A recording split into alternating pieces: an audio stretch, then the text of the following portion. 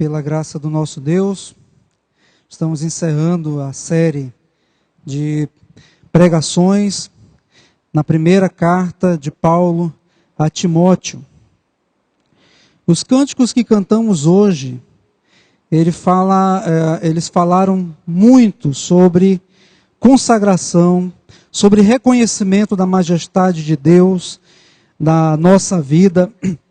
Inclusive o último cântico que cantamos nesta noite destacou isto, quanto nosso Deus, Ele não é só o Rei das nações, o que governa o universo, mas aquele que nós devemos devotar o nosso coração, colocar a nossa vida diante do seu altar, a nossa vida diante da vida dele, da vida que ele nos dá, da vida que ele nos oferece, e moldarmos a nossa vida de maneira que ela seja totalmente dedicada, consagrada ao Senhor, que não haja nenhum departamento dela, nada que pertença a ela, que não pertença a Ele, onde Ele não diga, esta parte é minha. E nós cantamos cânticos assim: ao Rei dos Reis consagro, diante das tuas obras venho declarar que não há outro Deus na terra, céu e mar, que só há o Senhor, que é o Senhor a quem eu sirvo, e eu vim assim para te adorar, para te bendizer, para te glorificar. São cânticos que falam então desse compromisso que nós devemos ter com Deus. E nós cantamos um outro cântico que fala que isto é fruto do nosso entendimento, da nossa fé, daquilo que cremos, daquilo que Deus fez em nossa vida. E esses cânticos todos, eles estão de alguma forma apontando para esses dois últimos versículos que nós vamos ler nesta noite, da primeira carta de Paulo a Timóteo. Porque Paulo estava encerrando esta carta, e dentre tantos conselhos e tantas ordenanças que Deus, pelo seu Divino Espírito, estava colocando no coração do apóstolo Paulo, para que ele escrevesse, para que ele exortasse Timóteo, para que ele instruísse Timóteo, para que ele dissesse a Timóteo, aquele jovem pastor, como ele deveria conduzir o rebanho de Deus.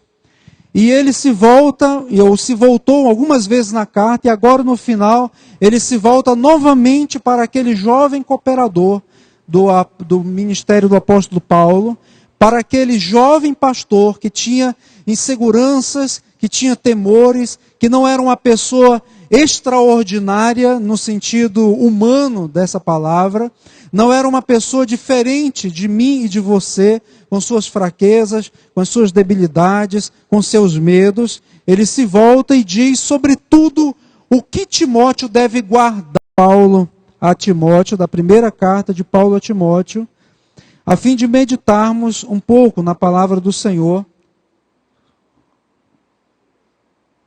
sobre aquilo que é essencial, sobre aquilo que é vital para a nossa existência nesta terra. Versículos 20 e 21 da primeira carta de Paulo a Timóteo.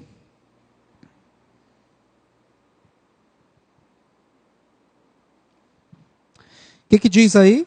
Leiamos juntos. E tu, ó Timóteo, guarda o que te foi confiado, evitando os falatórios inúteis e profanos e as contradições do saber, como falsamente lhes chamam, pois alguns professando.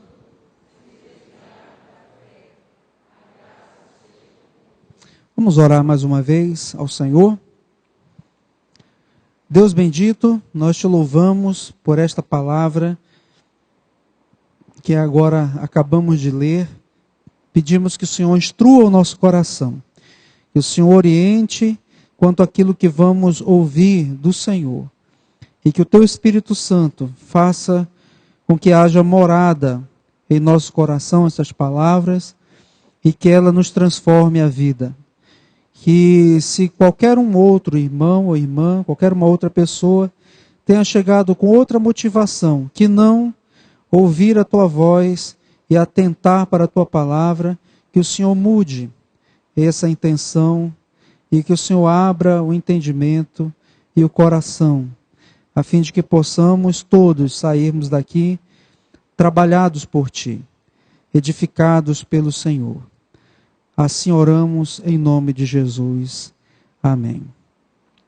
Há uma paráfrase da Bíblia que foi escrita por um pastor chamado Eugene Peterson, e essa paráfrase da Bíblia se chama A Mensagem. Eu coloquei aqui esse texto de 1 Timóteo 6, 20 a 21, na forma de paráfrase, porque eu creio que aqui Eugene Peterson captou a essência do texto que acabamos de ler.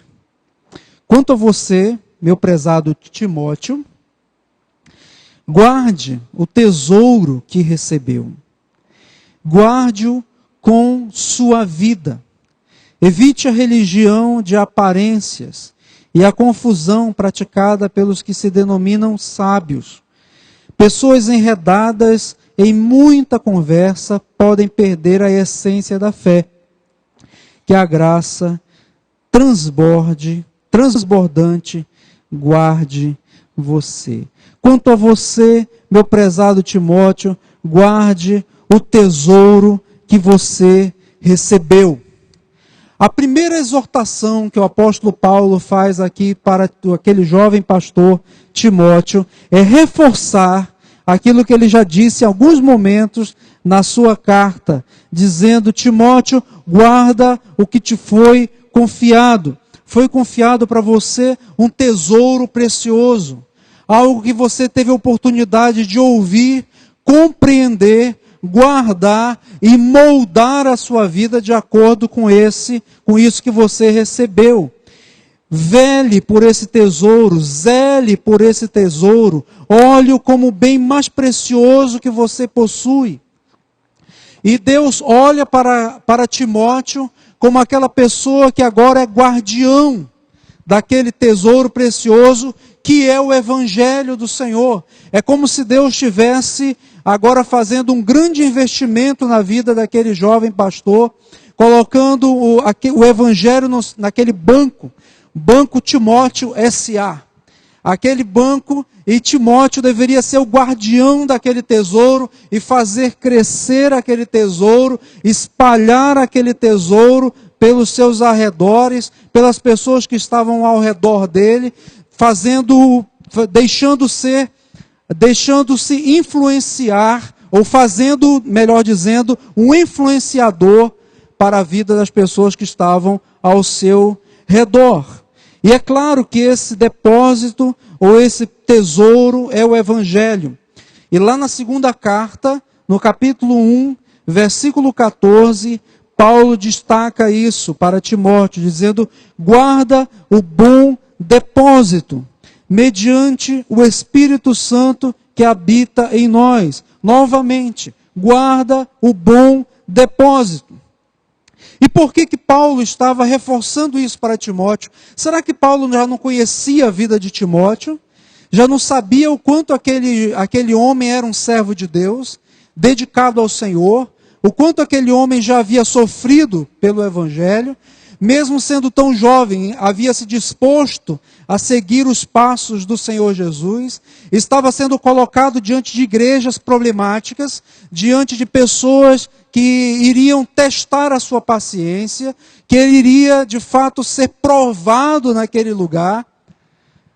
Mas Paulo sabia também que aqueles dias, como também os nossos, aliás todos os tempos, são dias de apostasia.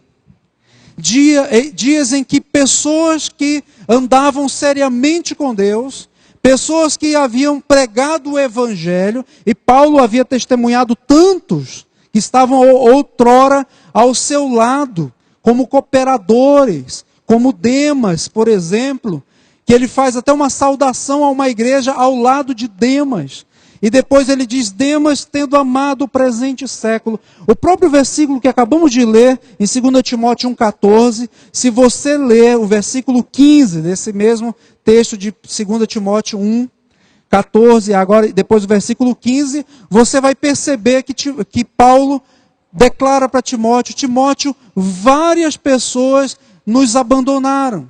Várias pessoas amaram o presente século. Várias pessoas que andaram conosco, que caminharam na fé, que foram talvez professores de escola bíblica dominical, que foram diáconos na igreja, que foram presbíteros na igreja, que haviam assumido liderança na igreja, não souberam guardar o tesouro no seu coração.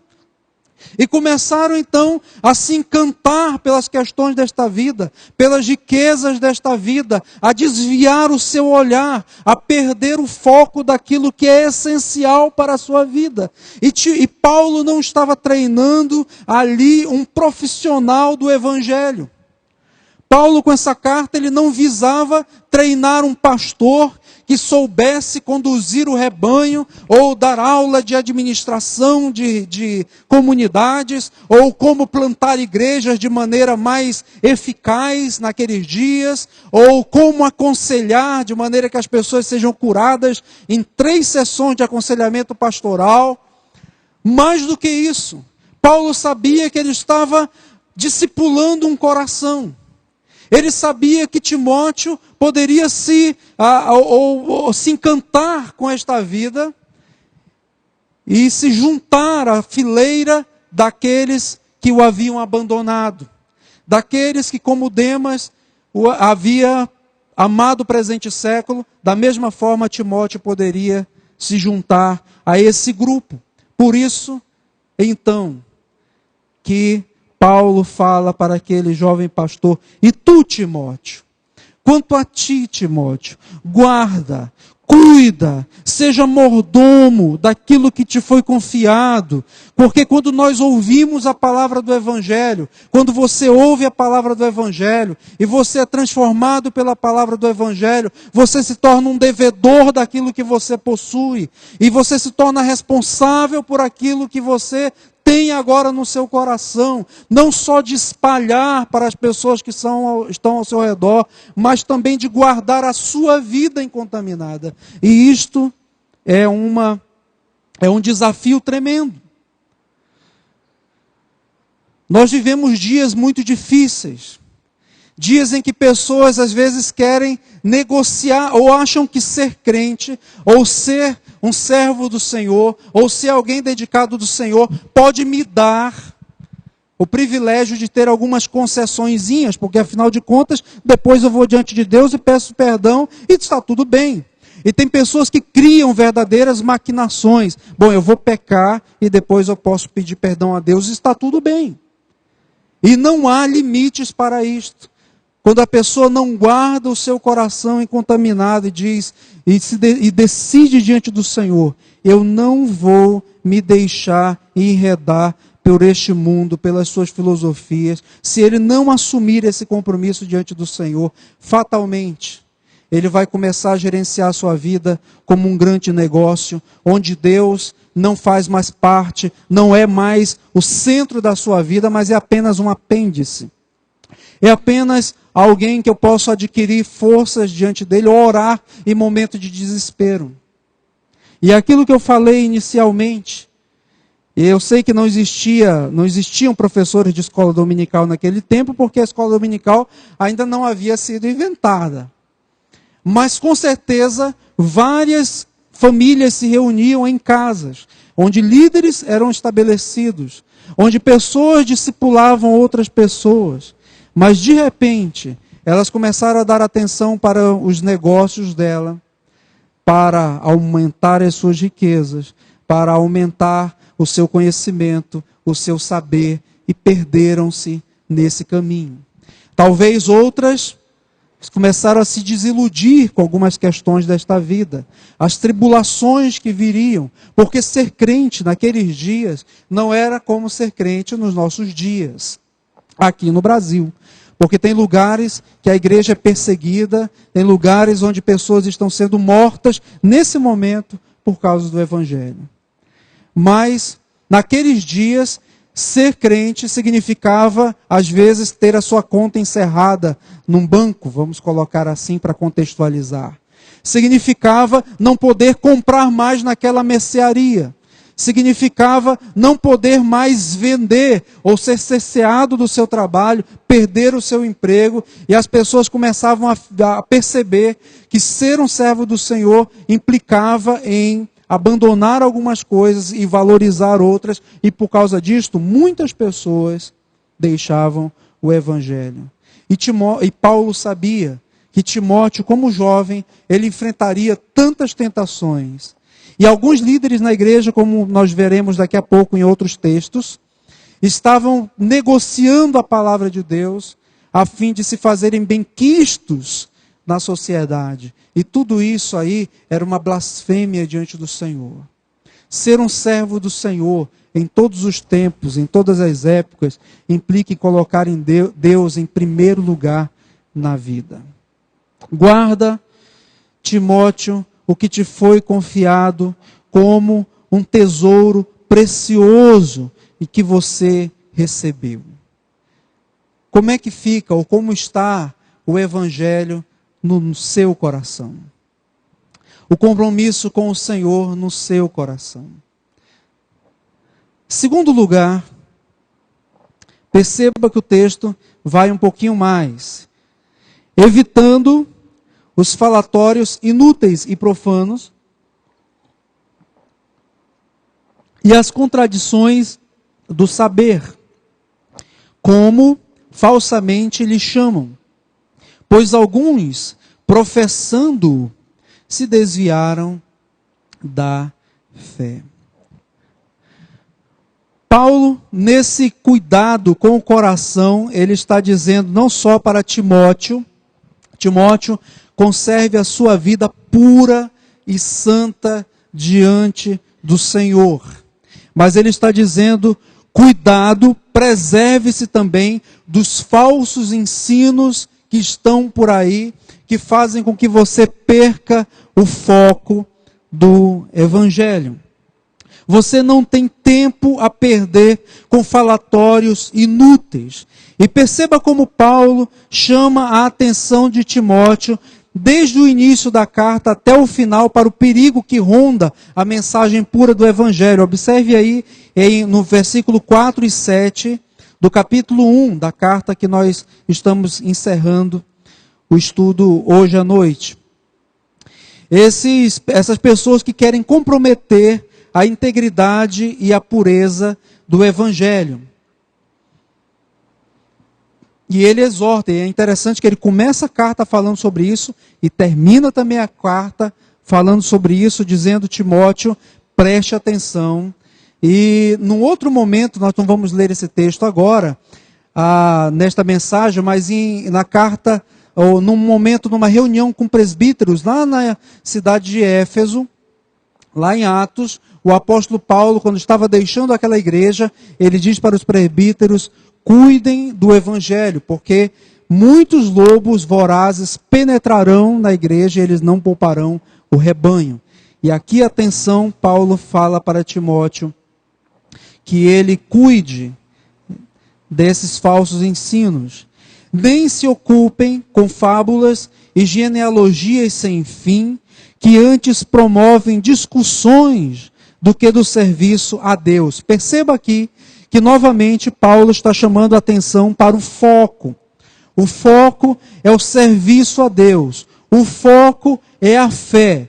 E aí ele diz mais, ora, o intuito da presente admoestação visa ao amor que procede de coração puro e de consciência boa e de fé sem hipocrisia. O foco da vida de vocês deve estar nesse amor que procede não de um coração cheio de impurezas, ou de desvios, ou de ânimo dobre, ou de duas vontades, pensando que se pode ser guiado por Deus e pelas filosofias desta vida, mas de um coração totalmente íntegro e puro, de boa consciência e de fé sem hipocrisia, quer dizer, uma fé que não negocia os seus valores essenciais. Uma fé que continua acreditando nas antigas doutrinas da graça presente e que guia a sua vida por meio dessa crença. Desviando-se algumas pessoas desse coração puro, de ter uma consciência boa, de ter uma fé sem hipocrisia, pessoas que se desviaram disto, se desviaram do serviço de Deus, perderam-se em loquacidade frívola, pretendendo passar por mestres da lei, não compreendendo, todavia, nem o que dizem, nem os assuntos sobre os quais fazem ousadas asseverações. Paulo está falando aqui de líderes da igreja, de pessoas que estavam à frente do rebanho, mas que de alguma maneira, ou em algum momento da vida deles, eles perderam a pureza de coração, eles começaram a colocar os seus olhos cobiçando as riquezas desta vida, ou cobiçando outros prazeres deste mundo, perderam a consciência boa, e a sua fé se tornou uma fé hipócrita. Eles professavam algo, eles diziam, não, eu creio em Deus, eu sou crente no Senhor, mas a sua vida demonstrava uma outra vida, por isso se tornavam hipócritas. E isto vai minando a consciência e vai cauterizando o coração, de maneira que eles vão ficando cada vez mais insensíveis ao toque de Deus e vão se tornando mais insensíveis à voz do Senhor, não conseguem mais perceber como Deus fala, quando Deus fala, e não se sentem mais ameaçados pelo Senhor quando estão em pecado. Pretendendo se passar por mestres da lei, eram pessoas que ensinavam na igreja, mas eles passavam a não compreender mais o que diziam e nem os assuntos sobre os quais falavam, mas estavam à frente do rebanho. Percebem o perigo que rondava a vida de Timóteo? Timóteo estava nesse contexto, onde pessoas ali próximas, alguns que estiveram tão próximos dos acontecimentos de Jesus, ali já estava acontecendo desvios da mensagem do Evangelho. Essas pessoas vociferavam mentiras em forma de sabedoria do Evangelho e diziam enganos até de forma poética. Tem um texto lá de 2 Pedro, da segunda carta de Pedro, capítulo 2, versículo 1 e 3. Leia aí esse texto, por favor, que está projetado. Assim como...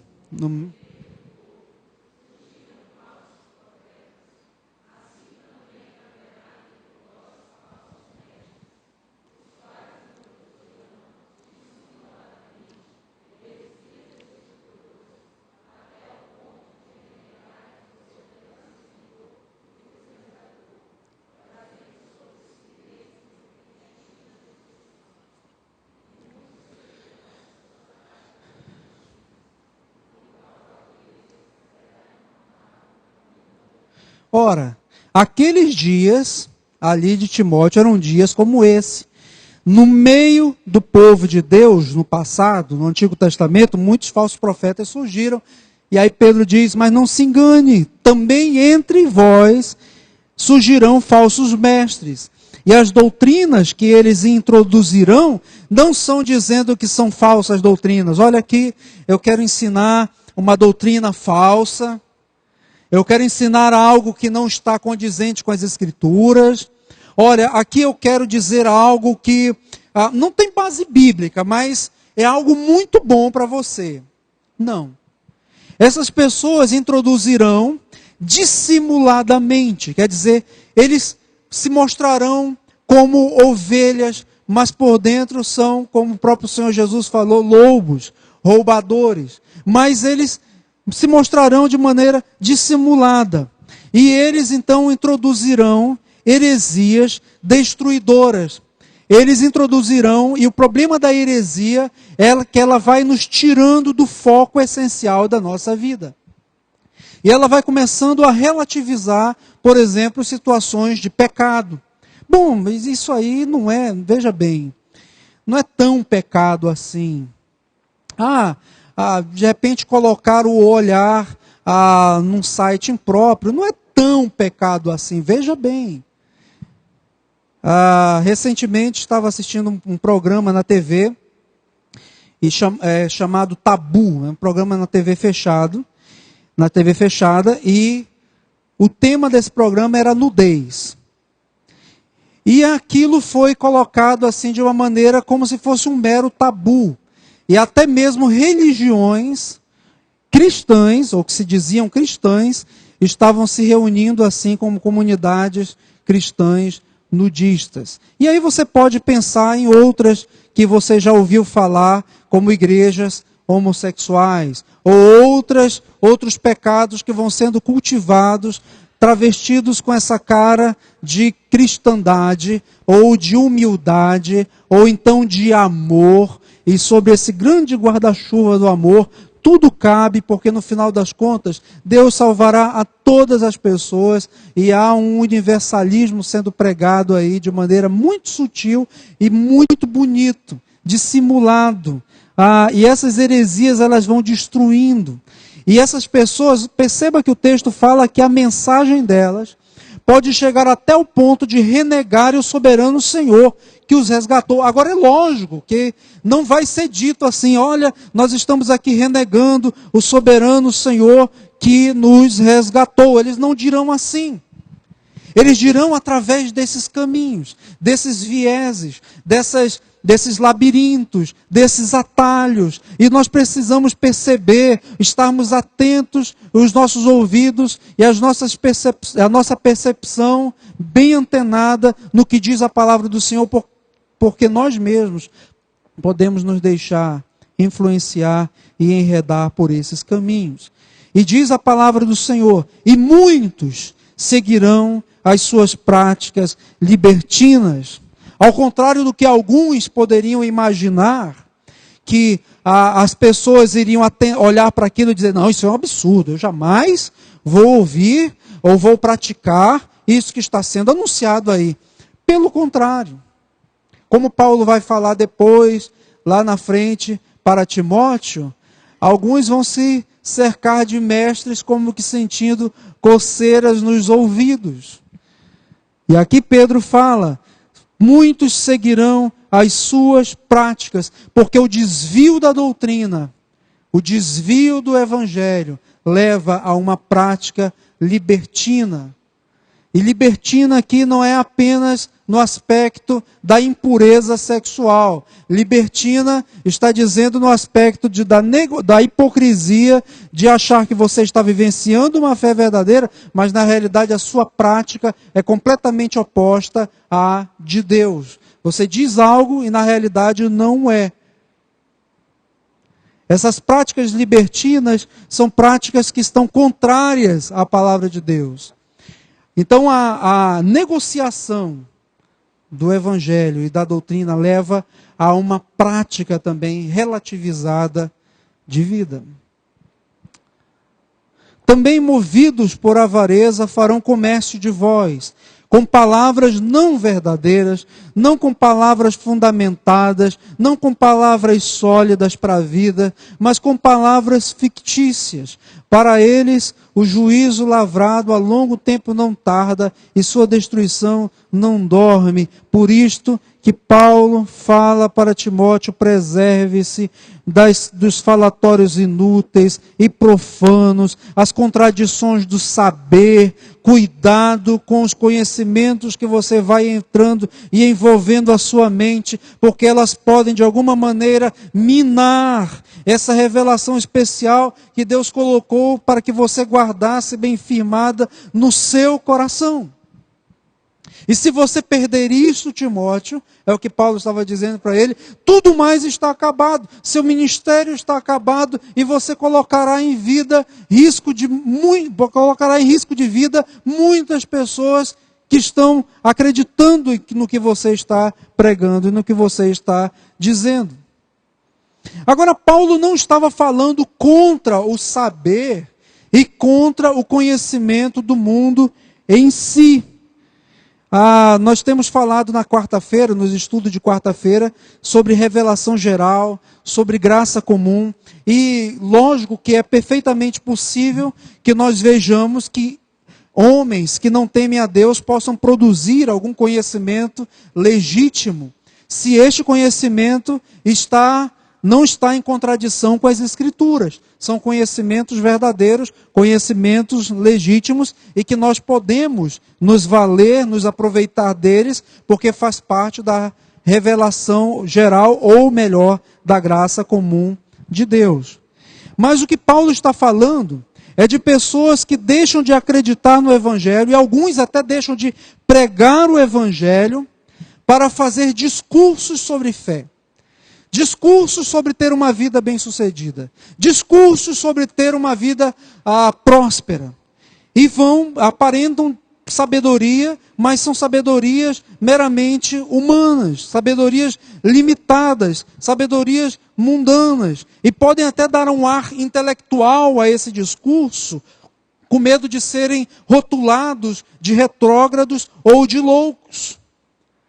Mas pelo Evangelho nós podemos sim, ou devemos sim, nos fazer de loucos e desentendidos, se isto preservará a pureza do Evangelho em nosso coração. Observe aí o que diz a primeira carta de Paulo aos Coríntios, no capítulo 1. Paulo diz: certamente a palavra da cruz é o quê, amados? Então, não queira parecer são a este mundo em alguns momentos mesmo. Porque a palavra da cruz é loucura. Eu já ouvi algumas pessoas dizendo assim: olha, eu não consigo compreender um Deus que mata o seu próprio filho por puro prazer. As pessoas dizem assim. Lógico que é uma compreensão completamente equivocada, porque Deus não sentiu prazer na morte do seu filho. Ou então diz: eu não consigo compreender como é que Deus manda o seu filho, um Deus que manda o seu filho morrer no lugar de pecadores. Que Deus sádico é este? Aí faz um julgamento já sobre aquilo que não compreendem. E de fato, a palavra da cruz é loucura para os que se perdem. E o apóstolo Paulo aqui, ele não esconde nada, ele abre o jogo completamente. Para nós que somos salvos, nós compreendemos que é o poder de Deus. Num determinado momento, num dos cultos de quarta-feira também, o irmão perguntou: e como fazer para nós falarmos da palavra para quem não aceita a palavra? Falei: primeiro, pregue a palavra. Segundo, você pode argumentar com os argumentos que a própria palavra de Deus diz.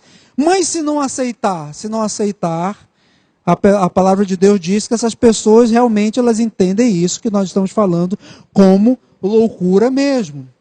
Agora, isso não te dá o direito de simplesmente abandonar e dizer: não, então eu nem vou falar. Não, nós temos é que nos mostrar, porque naquilo que cremos, nós cremos que a palavra de Deus, ela é o poder do Senhor.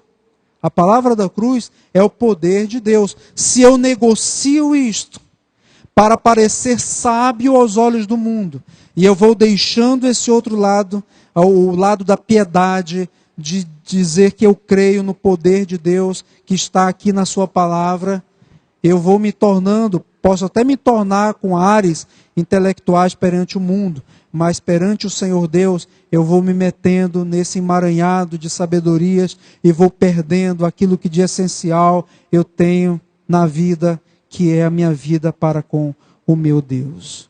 Pois está escrito: destruirei a sabedoria dos sábios e aniquilarei a inteligência dos instruídos. Onde está o sábio? Onde o escriba, que eram aquelas pessoas que escreviam a lei do Senhor e transcreviam essa lei em vários manuscritos e que se tornavam mestres da lei. Onde o inquiridor deste século, aquelas pessoas que ficam ali buscando inquirir, questionar, de alguma forma trazer dúvidas. Porventura não tornou Deus louca a sabedoria do mundo? Visto como na sabedoria de Deus o mundo não o conheceu por sua própria sabedoria, aprove a Deus salvar os que creem pela loucura da pregação. Porque tanto tanto os judeus pedem sinais, como os gregos buscam sabedoria. Mas nós pregamos a Cristo crucificado, escândalos para os judeus, loucura para os gentios, mas para os que foram chamados, tanto judeus como gregos, pregamos a Cristo, poder de Deus e sabedoria de Deus, porque a loucura de Deus... Vamos ler esse versículo 25 juntos? O que diz aí? Porque...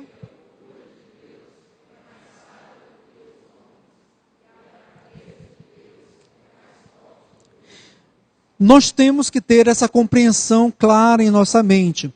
Então, conquanto Paulo e a palavra de Deus em nenhum momento ela diz que um servo do Senhor deve ser alguém que abandona os estudos, ou que alguém que não tem conhecimento, ou que não possa desenvolver a sua potencialidade ao máximo. Pelo contrário. A Reforma Protestante foi uma das maiores impulsionadoras da educação, porque um dos pilares, ou um dos conceitos que estava por trás da Reforma, era que cada pessoa pudesse ler a palavra de Deus. Por isso foram estabelecidas escolas, por isso os países onde a Reforma Protestante, desde o século XVI, vingou, prosperou, foram países que investiram na educação. A Universidade de Genebra se tornou um referencial não só para aqueles dias, como até os nossos dias, exatamente por buscar o conhecimento verdadeiro, o conhecimento que está de acordo com as Escrituras. E com isso o homem pôde avançar muito na tecnologia, no conhecimento e no saber. Então uma coisa não tem nada a ver com outra. O problema é quando começamos a dar tanta atenção para algumas coisas e perdemos o foco, a essência da nossa vida, que é glorificar a Deus. E Paulo abre o jogo aqui nesse texto. Diz assim, olha, no mundo existe um saber louco. E esse saber louco tirará de você, ou julgará você como louco. E se você tentasse fazer louco de acordo com essa sabedoria louca do mundo, você pode até se tornar sábio para este mundo, mas se tornará louco para com Deus. Então, seja um louco para o mundo, mas entenda o poder de Deus bem claro na sua mente. Não perca o foco daquilo que é essencial na sua vida.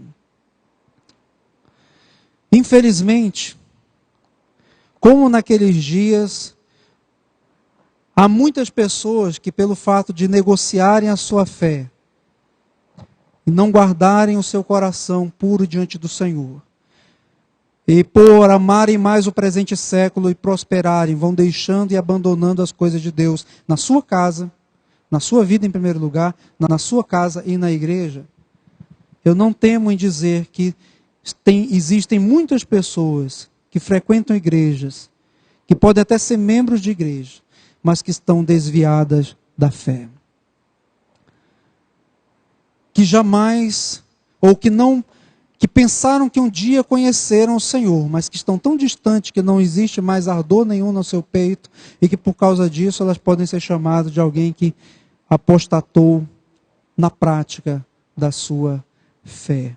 Mesmo que continuem a frequentar, mesmo que todos os domingos ou esporadicamente. Por quê? Porque deixaram de receber o verdadeiro alimento das Escrituras. Deixaram de guardar o seu coração. Deixaram de ouvir a voz do Senhor. E a fé se tornou vazia e sem significado.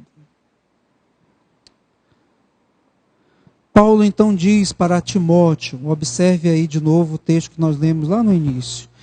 E tu, ó Timóteo, guarda que te foi confiado, Timóteo. Isto é o mais importante na sua trajetória, meu filho. Não é como você vai falar com os idosos, ou como você vai tratar com as viúvas, como você vai aconselhar aqueles que estão amando as riquezas desta vida. Isso tudo é importante, mas o mais importante que vai dar significado à sua existência e ao seu ministério é: guarda o que te foi confiado. Preserva o seu coração imaculado diante dos falatórios inúteis, profanos, as contradições do saber, como falsamente lhe chamam. Pois alguns professando, o que diz aí o finalzinho do versículo 21? Desviaram da fé. Não foi o que eu acabei de dizer aqui?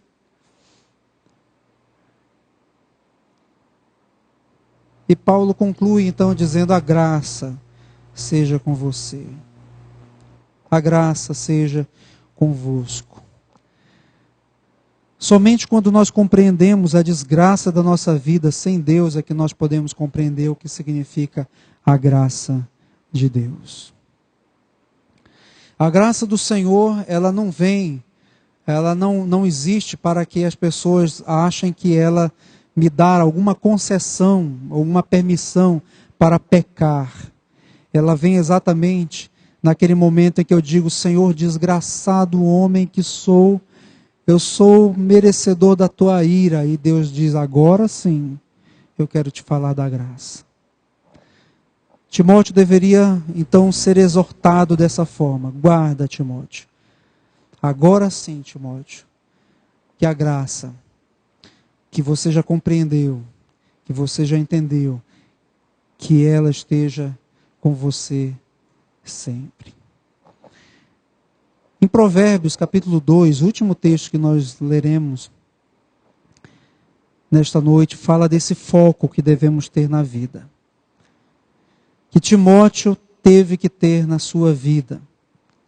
Provérbios 2, versículo 1 até o versículo de número 2. Filho meu,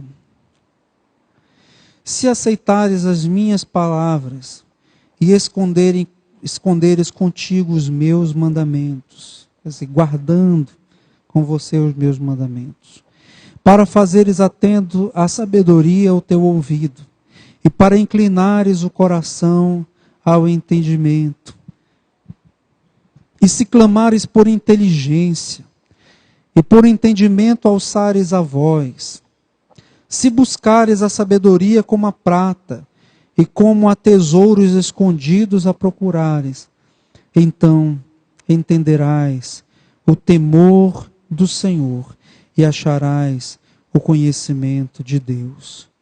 Porque o Senhor dá a sabedoria, e da boca vem a inteligência e o entendimento. Ele reserva a verdadeira sabedoria para os retos, é escudo para os que caminham na sinceridade. Guarda as veredas do juízo e conserva o caminho dos seus santos. Sono, mas são caminhos verdadeiros de retidão, de vida, que me darão a felicidade verdadeira. Então eu serei sábio, e o mais sábio de que todos os homens. Como diz um dos versículos do Salmo 119. Sou mais sábio que os anciãos, porque conheço os teus mandamentos. E olha que para o salmista falar isto, porque os anciãos do povo eram o ápice da sabedoria. Ele diz: eu posso me tornar mais sábio do que eles, não pelas minhas capacidades, eu não tenho experiência de vida, eu não tenho muitas coisas que eles têm, mas se eu guio a minha vida pelos teus mandamentos, pela tua lei, então eu posso me tornar o mais sábio de todos. Concluindo, amados, há duas aplicações aqui que eu quero deixar bem claro para os amados nesse texto de 1 Timóteo 6, os versículos 20 e 21. Em primeiro lugar, nós devemos cuidar do nosso coração, cultivando a boa semente da palavra de Deus.